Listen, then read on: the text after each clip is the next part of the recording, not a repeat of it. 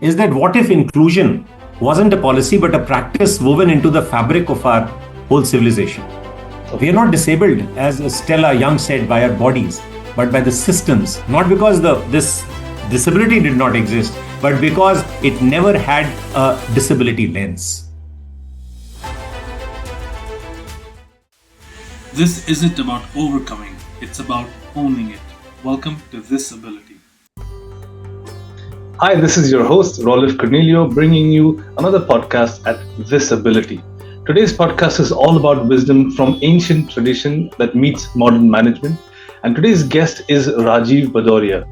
Rajeev is the founder of Thought Leadership Academy, a former director HR at Jindal Steel Power. He's also spent 20 years as the Group President HR with the Reliance Group under Anil Ambani and his leadership. He's now a leadership coach, a speaker, and a business strategist. With decades of corporate experience, he's known for bringing together ancient philosophy and modern management. He speaks widely on inclusion, ethics, purpose-driven leadership, and the need to redefine merit in today's fast-changing world. He mentors CXOs and next-gen leaders and challenges organizations to lead not just with strategy, but with soul. Rajeev, it's truly a pleasure to have you on ThisAbility Podcast. Well, thank you, Rolif, for having me here. Amazing. I think we'll get straight to the point, Rajeev. Ancient wisdom sounds esoteric. It sounds too far off, maybe unreal. How do you bring that into real life? Okay, so let me just kind of simplify this whole issue around ancient Indian wisdom or ancient traditions of the eastern part of the world in general, with Buddhism and Hinduism and what we call Sanatana. See, the basic premise here is, in terms of disability that we're talking about, is that what if inclusion wasn't a policy but a practice woven into the fabric of our whole civilization? That is the fundamental essence of ancient wisdom, one of the principles on which it was all based on. And disability there wasn't a deviation, but it was a different rhythm, as I say in the symphony of larger life. And so, to make it easier to explain now, I would take three segments. Firstly, the fallacy of the word called normal. Then ancient Indian inclusivity, the whole concept of inclusivity, and what modern management can learn from it. Talking firstly about the fallacy of normal, let me tell you here that the very notion of normalcy is, I think, a colonial modern construct. We are not disabled, as Stella Young said, by our bodies, but by the systems, in fact, that fail to accommodate the differences. Right. In Mahabharata, for example, King Dhritarashtra was blind, yet he ruled the empire. And Sanjay, his advisor, transmitted battlefield scenes through divine vision, showing clearly that rules were, and roles along with it, were adapted, not denied. Not denied to those who were like Dhritarashtra, blinded and blind from birth. So that is the whole context of inclusivity as was known to ancient India and ancient wisdom. Coming to the second point, this whole concept of inclusivity. Well, the ancient Indian society had embedded accommodation, community-based interdependence, and the spiritual equality. Now, these three fundamental concepts, accommodation, community-based interdependence, and spiritual equality, is something which is fundamental to the Indian thought process, that ancient wisdom, which takes a very different take on what we call disability today. Well, we'll discuss that as the whole podcast progresses. For example, the role of bards, they were like, bhands they were called, various, musicians, which were colloquial and regional existence they had. And they were kind of, the rustic singers, differently abled sages in ashrams, right, who were revered despite their, being different and despite their being differently abled, not for the physical prowess, but for their insights. Now, this is also fundamental and to the Indian ancient thought. Ashtavakra was one of those sages. In fact, he was super spiritual and very, very profound in his understanding of the Advaita principle, the non-duality. But he was actually fractured at 8 points in his body. So he had 8 fractures from birth. Right. And he lived with this disability, so to say, limitation, but in fact, far went to kind of, be the most profound thinker of his times, Right. who made a difference. Very Mahavakyas of ancient Indian wisdom, they are part of the Upanishadic traditions, and each of the Vedas have one Mahavakya, the profound sentences, as they say. They all talk about the fact that everyone carries the same divine spark. They talk about this oneness. So this is also another element in ancient Indian wisdom. Not as a philosophy, but something that was fused into the very fabric of the society itself. Tat Tvamasi, Ayam Atma Brahma, Pragyanam Brahma, all these Mahavakyas, in fact, along with Ayam Atma Brahma, Aham Brahmasmi, to that extent, they kind of, connoted that they all say that you are carrying the same divine impulse and spark, and we are all ultimately, that non-duality alone exists. So there is no other. Now, this is a concept, but when you manifest this into the real life, life becomes more exciting and more meaningful. And that was the ancient Indian wisdom traditions. Right. So to answer your question, what can we learn from it as modern management? Well, we have to understand that we need to replace efficiency with empathetic capacity because of oneness. Mm-hmm. And leadership, therefore, would be about making spaces like it was made for Dhritarashtra and not taking space. Diversity of capacity would therefore be resilience and uncertainty. So the more diverse the culture you have, the more inclusive you have a society, there'll be more possibility for you, or more propensity to manage uncertainty. And last but not the least, let me tell you that the ancient India had never a problem of disability. Not because this disability did not exist, but because it never had a disability lens. So with these concepts, in fact, around, and in fact, equipped with the fact that the ancient wisdom had a human lens, we have to rethink inclusion, and we have to absolutely consider that it is a civilizational imperative and not just some kind of an artificial construct that we are dealing with. Right. So with this background, I think this is how ancient wisdom and modern management kind of, fits into what we can learn from ancient wisdom, its innate concepts, and how it is established at a philosophical level, at a practical level, and at a civilization level. Right. So I want you to speak, Rajeev, a little bit in the context of what you just said, linked to this concept of dharma. Right. You as an individual are a person who has certain responsibilities, certain duties, is the right word? Dharma translates into duty. Yeah, right? Absolutely. In a sense, yes, it's not limited to duties alone, but yes. Right. In one way, yes, it is also duty, one of the duties. Yeah. Correct. Right. So I think in the past, in the ancient time, we all had a dharma to do certain things, to be certain way. Right. Today, as leaders of organizations, right, where you have a P&L, you're managing, you're measured against certain goals. How do you balance that dharma with your goals on the ground? See, dharma is beyond duties. It's something which is, in fact, internalized into us as our very nature of empathetic compassion. Now, civilization is another name for empathy, because pre-civilizational time was that of the barbarians. In fact, it is the culture what is called Matsya Nyaya, where the big fish eats the small fish. But when you are living in a civilization, it's expected that the big protect the weak, the strong protect the weak. So that is dharma. Dharma has empathy. And then that becomes a part of your duty, it becomes a part of your structure, it becomes a part of your day-to-day kind of, principles of life. Right. So in that context, when you're dealing with day-to-day life, inclusion isn't a benevolence in that sense, it is justice. It is in that sense a duty. It is essential to what you call the leadership character. Right. So when you are dealing with day-to-day life, it is so much internalized that it comes to you naturally. And therefore, in that context, to deal with the day-to-day affairs, the role of the leader was therefore to harmonize and not to homogenize, as we discussed some time before this podcast. ancient kings and gurus created space for all forms of capacities. Musicians, poets, warriors, sages, each with their own contribution. And therefore, diversity was in that context a necessity for societal balance. So it helped you to this idea of dharma beyond labeling, kind of helps you to understand and deal with day-to-day life, to do the right things, not only just the right way of doing it.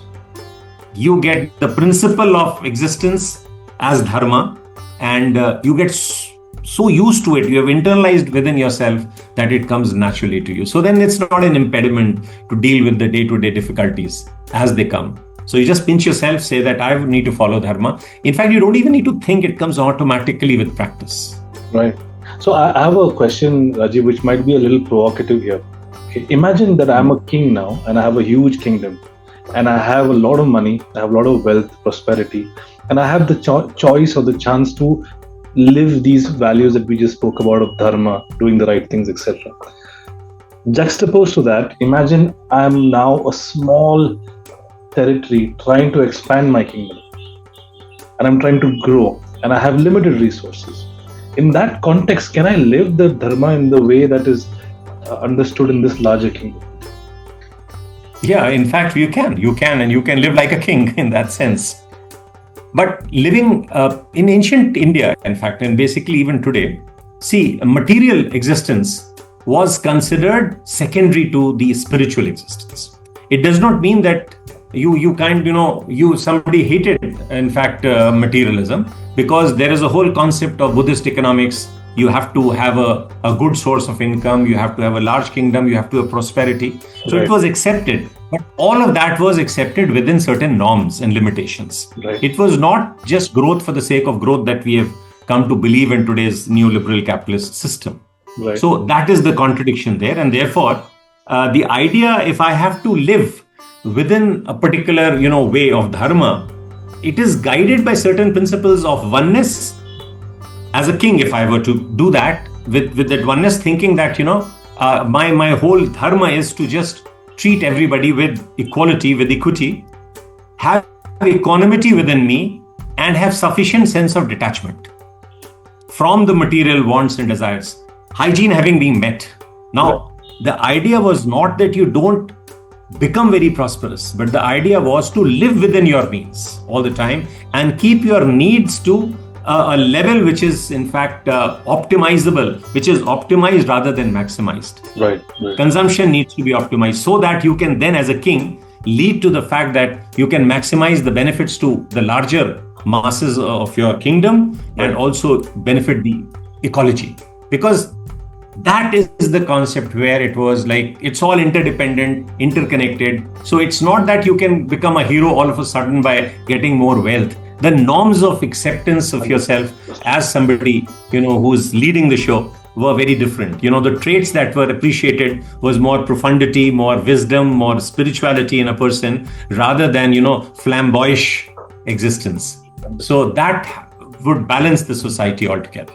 So if I had to say it in the way I understood it, Rajeev, if I was a leader back in the day, my success wasn't measured by the territory I held or by the amount of wealth I had or amount of people working within my scope.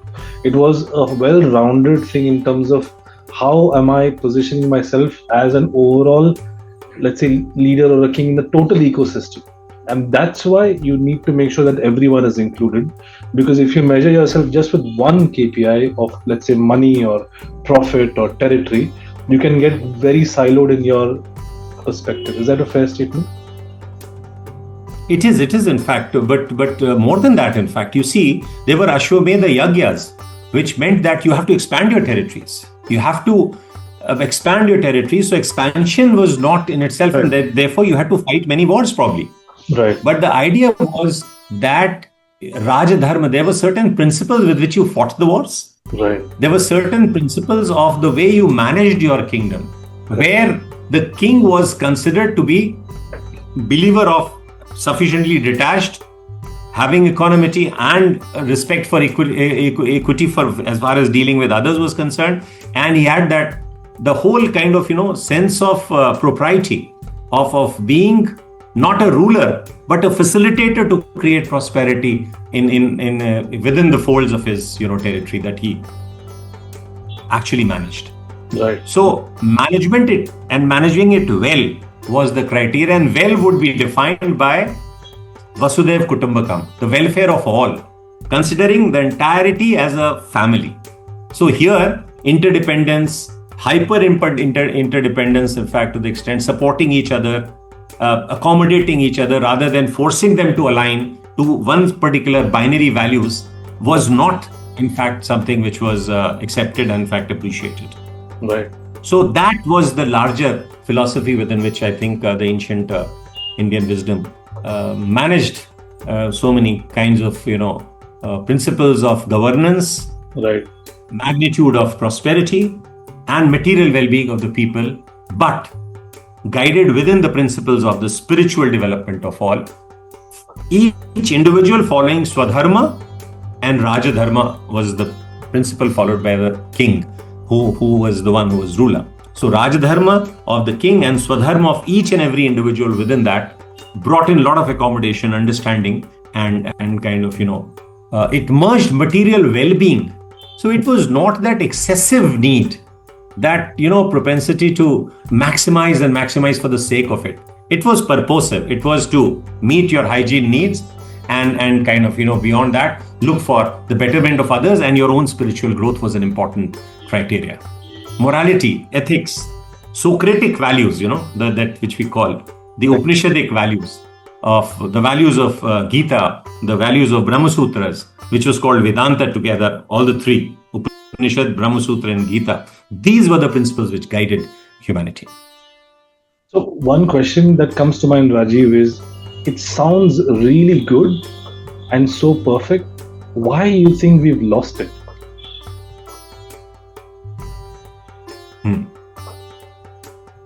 Yeah, it still sounds, it doesn't just sound good. See, if you were to see it, the whole world is now, what have we achieved? In fact, it's happened and it's the flow of history. These things were, in fact, over a period of time, there were a lot of civilizational evolution and there was, in fact, what you call growth and degrowth happening in many areas. Principles were not followed. And as we see, as Ramarajya was followed by what was during Mahabharata days, there were different times, and now the Kali Yuga had come, in fact, much later. So there was a passage of time when these values were lost.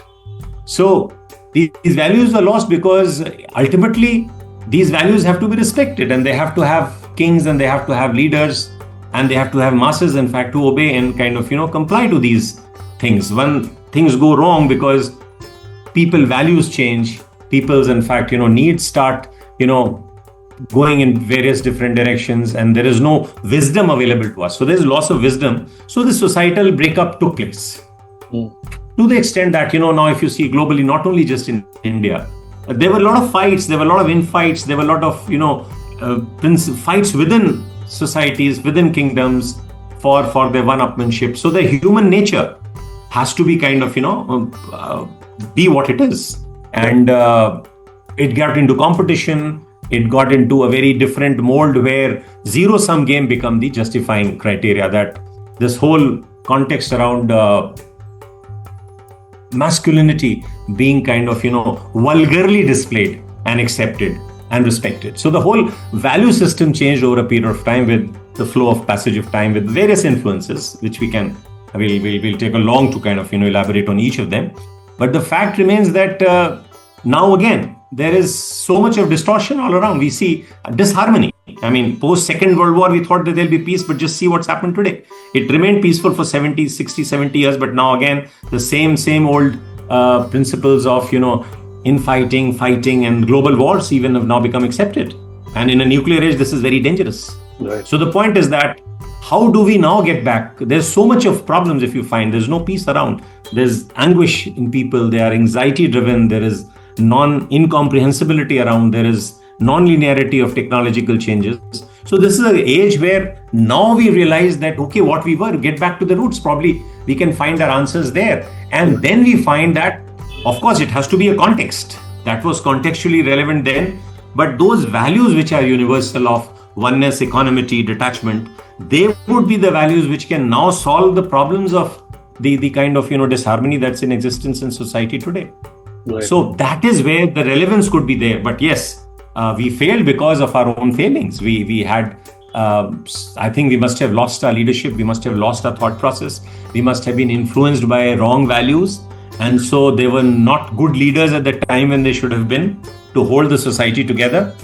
But now probably is the time for us to rethink. And there is a lot of talk, fortunately, science and non-duality conferences happening all around, not only in India, but the world. In fact, more outside than in India. There's a whole study of consciousness. What is the reality? What is ultimately going to lead us to peace? And these questions are now being asked by all of us. What is the purpose of existence? What is the purpose of societal growth? Because of the pressure of sustainability that we are on the brink of the sixth extinction event with this growth for the sake of growth. For profiteering. Now, the point was that had we followed the rules of, the Buddhist economics, which was the Indian ancient wisdom, we would have optimized rather than maximized consumption and production and maximized human well-being and planetary well-being. Right. So I think this is again the principle which is going to help us get through. And I would say that that's exactly how we can kind of, think that, yes, we can get back those values and possibly lead towards peace. But that's an attempt. It can fail. It requires human effort once again. Sure.